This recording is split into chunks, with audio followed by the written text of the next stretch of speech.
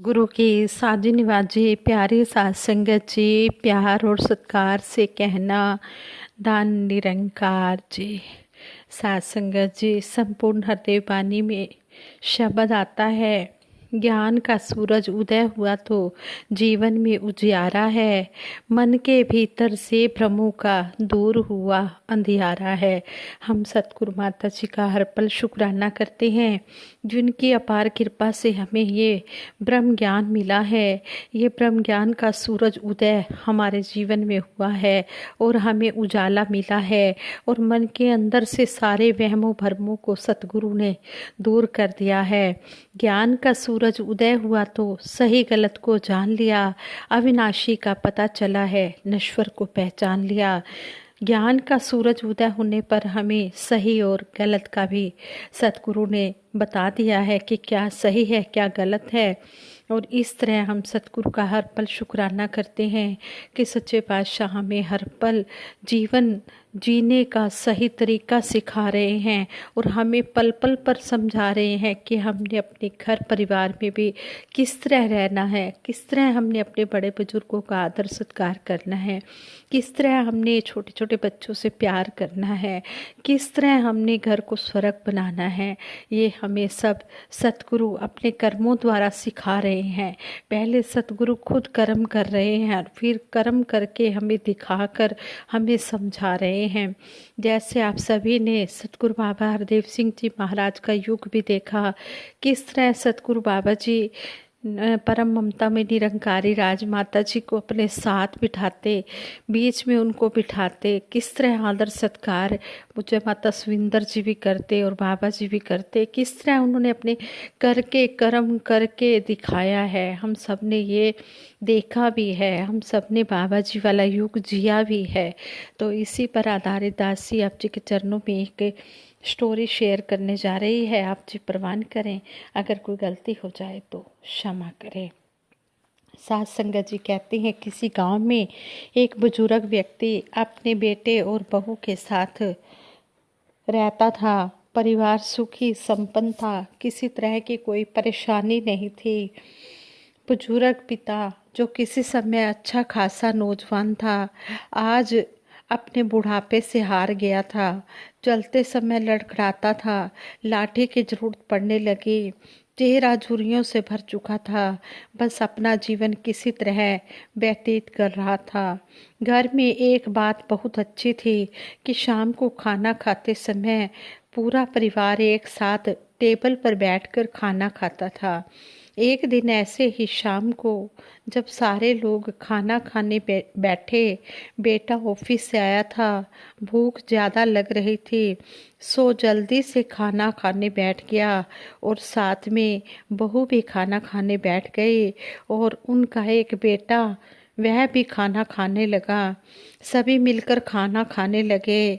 बुजुर्ग पिता के हाथ से जैसे ही बुजुर्ग पिता ने जैसे ही हाथ से थाली उठाई, थाली हाथ से छिटक गई और थोड़ी सी दाल टेबल पर गिर गई। बहू बेटे ने नफरत की नज़र से पिता की ओर देखा और फिर से अपना खाना खाने में लग गए।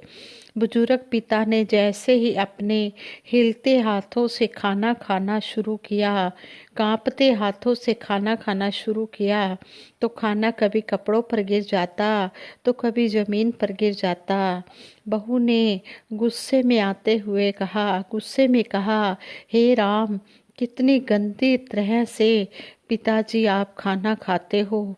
मन करता है कि आपकी थाली किसी अलग कोने में लगवा दें।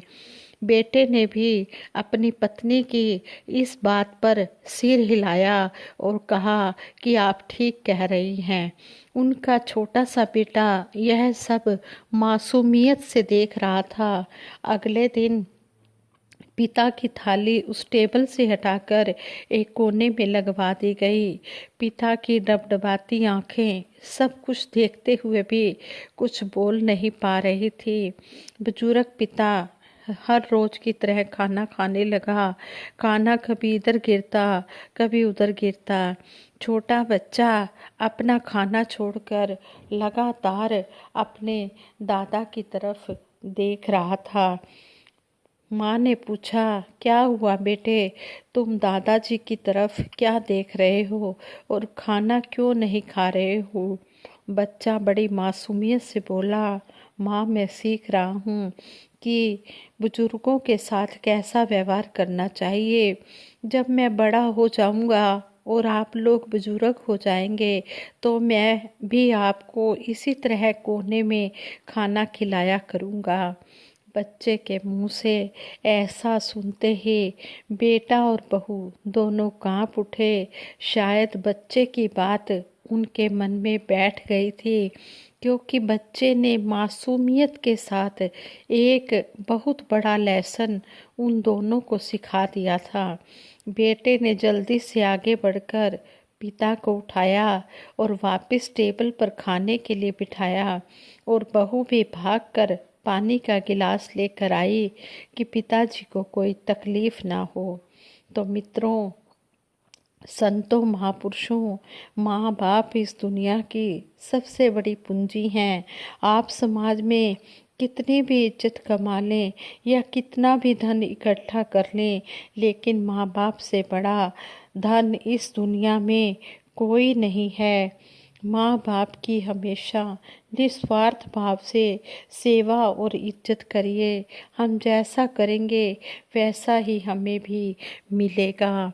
संपूर्ण हरदेव वाणी में भी सतगुरु बाबा हरदेव सिंह जी महाराज इस शब्द की ओर हमारा ध्यान दिलाते हुए हमें समझाते हैं, हर व्यवहार बड़ों का बच्चे ध्यान से देखा करते हैं, वहीं पे होती नजरें उनकी बड़े जहां पग धरते हैं।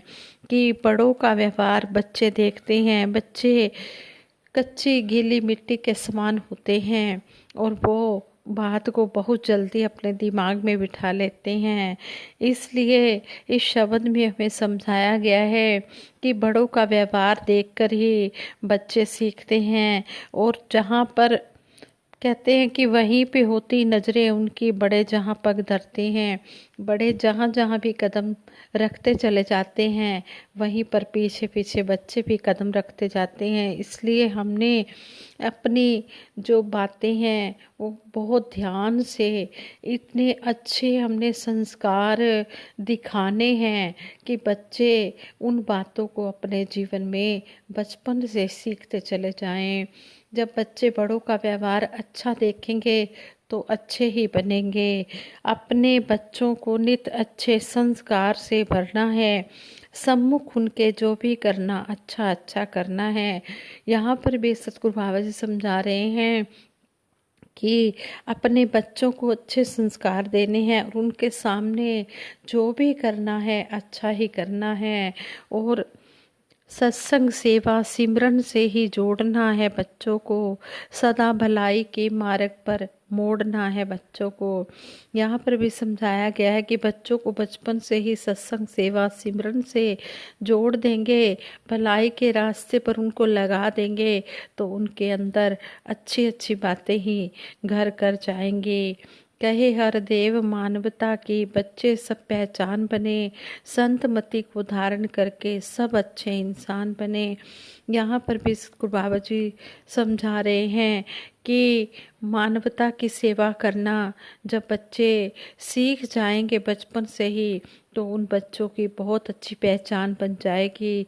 जब वो नौजवान होंगे तो वो अच्छे नौजवान बनेंगे, वो देश का भी, मिशन का भी, अपने शहर का भी नाम रोशन करेंगे। संतमति को धारण करके वो अच्छे इंसान बन जाएंगे। इसलिए हम अपने बच्चों को अगर अच्छे संस्कार देना चाहते हैं तो उन्हें बचपन से ही हम सत्संग में जोड़ें। कि हमारे सबमिशन में बाल संगतें होती हैं और बचपन से ही बच्चों को बाल संगत के साथ जोड़कर उन्हें उनके मन में अच्छे विचार भरे जाते हैं। जैसे बच्चे बचपन में देखेंगे वैसे ही वो बड़े होकर बनते चले जाएंगे।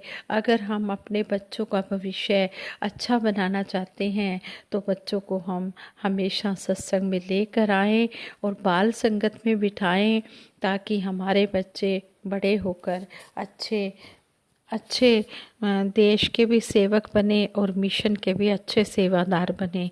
साथ संगत जी, विचार करते हुए दासी से बहुत सी गलतियाँ हुई होंगी, उन गलतियों के लिए आप जी क्षमा कर देना और हम सबको सद्बुद्धि देना, सद्विचार देना, सद्मार्ग देना। साथ संगत जी, प्यार से कहना दान निरंकार जी, और सबके भले की कामना करते हुए, सबके सुखों की कामना करते हुए दास सिमरन भी करवाएगी। सभी ने मिलकर सिमरन में भी साथ देना है। तू ही निरंकार मैं तेरी शरण, मैनू बख्श लो। तू ही निरंकार मैं तेरी शरण हाँ, मैनू बख्श लो। तू ही निरंकार मैं तेरी शरण हाँ, मैनू बख्श लो। तू ही निरंकार मैं तेरी शरण हाँ, मैनू बख्श लो। बोलिए सतगुरु माता सुदीक्षा सविंदर हरदेव जी महाराज की जय। निरंकारी राजमाता गुरु बचन अवतार की जय। साथ संगत जी, प्रेम से कहना धन निरंकार जी।